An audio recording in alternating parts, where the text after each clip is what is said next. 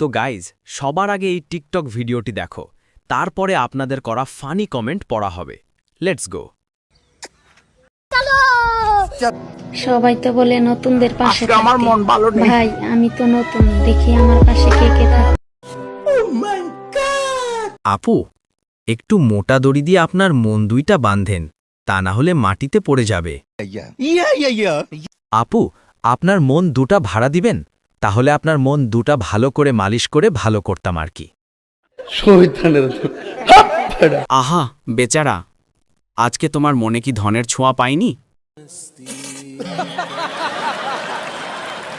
এই আপুর মন জোড়ার দিকে কেউ নজর দিবা না, মন দুটা শুধু আমার ধনের। আপনার মন ভালো করতে গিয়ে আমার ধনের 12টা বেজে গেছে।